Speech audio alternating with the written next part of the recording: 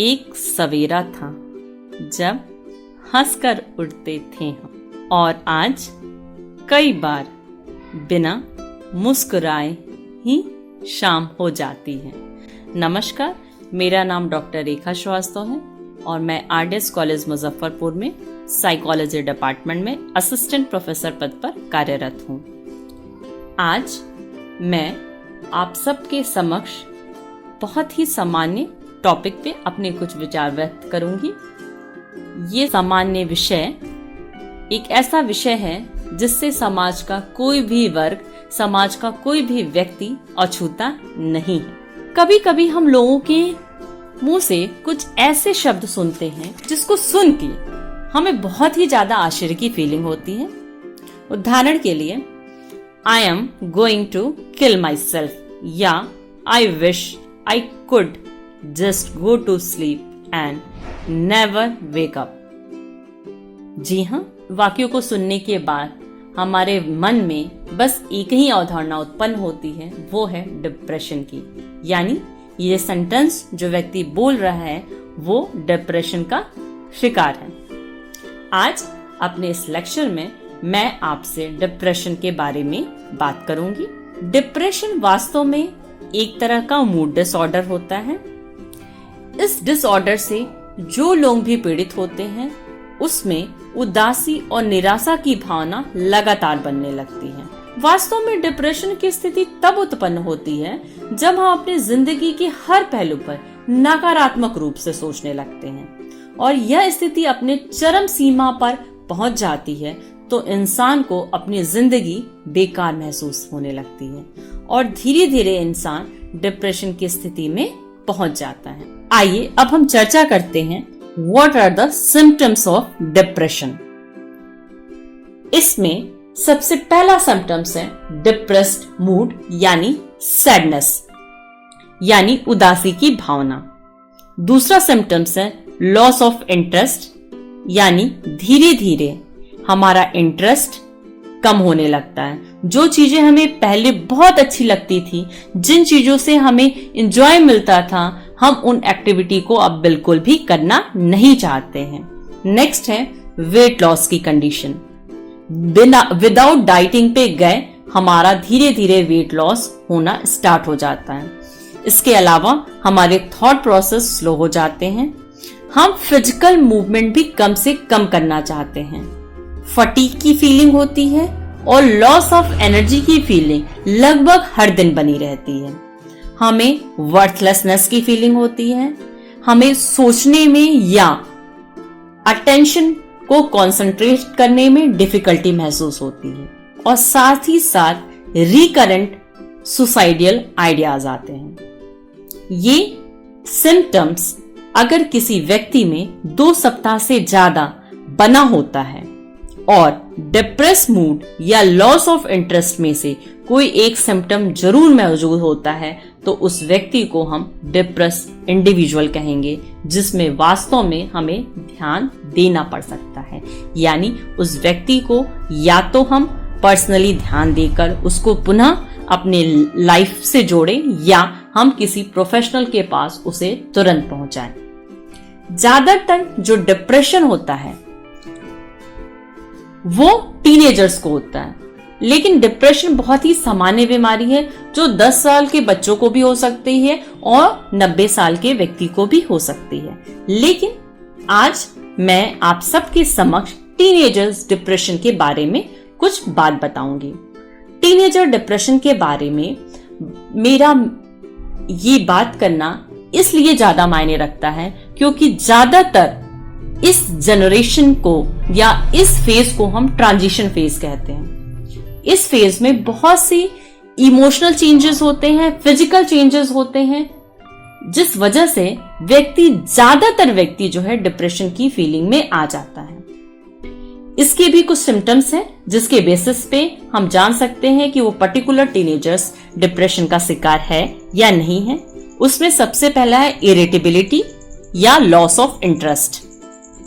इस loss of interest या depress mood के अलावा भी कुछ ऐसे सिम्टम्स हैं जो कि आप टीनेजर्स डिप्रेशन में देख सकते हैं। उसमें सबसे पहला है एंगर एंगर यानी गुस्सा की मात्रा का बढ़ जाना। सेकंड है चेंजेस इन ईटिंग और स्लीपिंग हैबिट्स, सोने का, खाने पीने की आदतों में परिवर्तन हो जाना, जरूरत से ज्यादा थकान हो जाना, लैक ऑफ एनर्जी की फीलिंग, होपलेसनेस की फीलिंग, फीलिंग ऑफ गिल्ट और वर्थलेसनेस की feeling, poor school performance, lack of motivation, difficulty in concentration, restlessness की फीलिंग, अनएक्सप्लेन्ड पेन, और सबसे ज्यादा जो खतरनाक चीज होती है वो सुसाइडल आइडियाज। ये बात हुई, ये उन लक्षणों की बात हुई जिससे हम किसी व्यक्ति को पहचान सकते हैं कि उसे डिप्रेशन है। ठीक है, अब हम बात करेंगे कि what are the main causes of depression, यानी डिप्रेशन की क्या क्या कॉजेज होते हैं, कौन कौन से रिस्क फैक्टर्स इसमें इन्वॉल्व होते हैं। उसमें सबसे पहला है फैमिली हिस्ट्री। अगर हमारी फैमिली में किसी को भी डिप्रेशन है तो लगभग 50% चांसेस होते हैं कि नेक्स्ट जनरेशन के लोगों में भी डिप्रेशन हो। सेकेंड है साइको सोशल स्ट्रेस, यानी कि हमारे लाइफ में कभी कभी कुछ ऐसे इवेंट्स हो जाते हैं जिससे डिप्रेशन होना जेन्युइन होता है, जैसे अनएक्सपेक्टेड टाइम पे किसी की डेथ हो जाना, ठीक है, अचानक नौकरी का छूट जाना। ये सब कुछ ऐसे एग्जाम्पल्स हैं जिससे व्यक्ति डिप्रेशन का शिकार हो सकता है। टीनेजर्स में क्या कारण हो सकते हैं, फेलियर्स हो सकते हैं, किसी सब्जेक्ट में मार्क्स कम आ जाना, जो सब्जेक्ट चाहते हैं पढ़ना वो सब्जेक्ट में उनका एडमिशन नहीं होना। नेक्स्ट कुछ डेवलपमेंटल फैक्टर्स होते हैं, जैसे हार्मोनल चेंजेस होते हैं जिस वजह से हमें डिप्रेशन का शिकार हो जाता है। ये कुछ कॉमन फैक्टर्स, कॉमन कॉजेज है। इसके अलावा कुछ और कॉजेज हैं जिस पे हमें फोकस करना होगा। उसमें सबसे पहले एकेडमिक प्रेशर। टीनेजर्स में एकेडमिक प्रेशर जरूरत से ज्यादा अगर हो जाता है तो वो डिप्रेशन के शिकार हो जाते हैं। कुछ लंबी बीमारी यानी क्रॉनिक डिजीज के कारण, अल्कोहल या ड्रग यूज के कारण, फैमिली डिस्कार्ड के कारण, स्लीप डिप्राइवेशन के कारण, कंफ्यूजन अबाउट सेक्सुअल ओरिएंटेशन की वजह से भी डिप्रेशन हो सकता है। कुछ लर्निंग डिसेबिलिटीज की वजह से, जैसे ADHD की वजह से भी डिप्रेशन हो सकता है। कभी कभी किसी इंडिविजुअल में लो सेल्फ स्टीम की टेंडेंसी के कारण भी डिप्रेशन हो सकता है। और कभी कभी हिस्ट्री ऑफ वायलेंस यानी विटनेस या विक्टिम के रूप में भी हम डिप्रेशन के शिकार हो सकते हैं। ये हुए उनके कुछ कॉजेज जिसकी वजह से हमारे टीनेजर्स ग्रुप को डिप्रेशन हो सकता है। आइए अब हम चर्चा करते हैं कि what are the treatments of depression. Depression में सबसे पहला ट्रीटमेंट होता है जिसमें हम साइकोलॉजिस्ट का मेन रोल होता है। उसमें पहला है साइकोथेरेपी यानी मनोविश्लेषणात्मक चिकित्सा द्वारा हम डिप्रेशन का इलाज करते हैं। इसमें हम टॉक थेरेपी का यूज करते हैं। हम लोगों से बात करने की कोशिश करते हैं कि मेन किस कारण से, किस वजह से आपको डिप्रेशन हो रहा है, और हम विभिन्न तरह से उसका विश्लेषण कर पेशेवर की मदद से उनके डिप्रेशन के लक्षणों को, साथ ही साथ उसके मेन रूट कॉज पर बात करते हुए इस डिप्रेशन को दूर करने की कोशिश करते हैं। साइको एनालिसिस के अलावा हम कॉग्निटिव बिहेवियर थेरेपी का भी इस्तेमाल करते हैं डिप्रेशन को दूर करने के लिए। ये डिप्रेशन ज्यादातर या इस थेरेपी के द्वारा हम माइल्ड टू मॉडरेट लेवल के जो डिप्रेशन से पीड़ित पर्सन होते हैं उसका इलाज कर सकते हैं।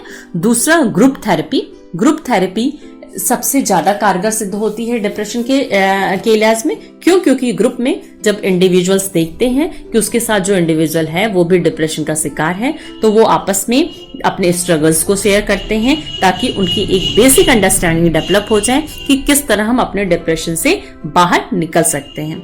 इस ट्रीटमेंट ऑफ डिप्रेशन में थेरेपीज के अलावा कुछ मेडिसिन भी चलती हैं, जिसमें लगभग ज्यादातर जो मेडिसिन होते हैं वो 3 ग्रुप्स ऑफ मेडिसिन लिए जाते हैं, जिसमें एक फर्स्ट जो ग्रुप ऑफ मेडिसिन है वो है सेलेक्टिव सेरोटोनिन रीअपटेक, सेकेंड है मोनोअमीन ऑक्सीडेज इनहिबिटर्स, और थर्ड है ट्राइसाइक्लिक एंटीडिप्रेसेंट।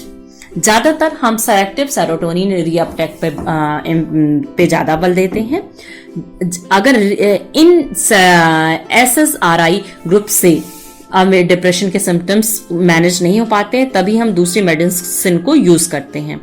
इसके अलावा भी कुछ ऐसे एक्सरसाइजेस बताए गए हैं जिससे हम अपने डिप्रेशन को मैनेज कर सकते हैं।